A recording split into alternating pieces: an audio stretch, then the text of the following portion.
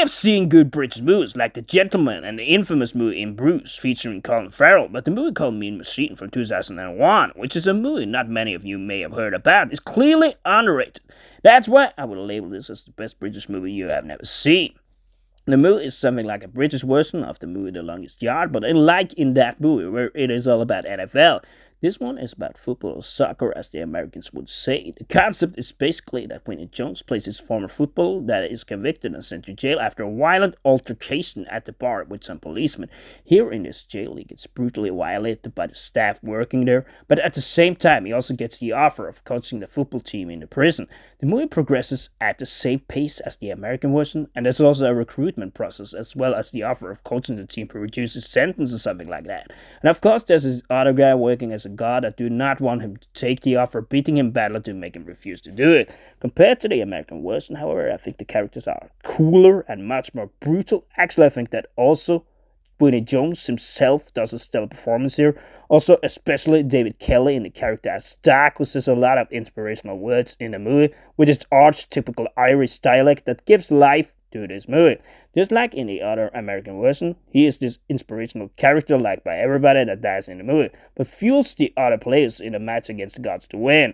I think the scenes are a lot more brutal, both in the violence between the gods and the inmates, because I feel you already fear those crowds from the start on a whole other level than in the American movie. But the reason it is underrated among British movies is just the shrewd combination between hardcore characters, and you also have got some clever comedy, for instance, in that fuzzy scene when Vinnie Jones has sex with the only lady in this movie. For those that enjoy Jason Statham, it is also delightful to see him act in this movie as Monk, which is a highly underrated performance from the action hero. Although perhaps he does not have a huge role in the movie, he works terrifically well with what he has got. It is actually impressive to see how much he enjoys himself in the movie, and it is just adds to the impressive character gallery in this one.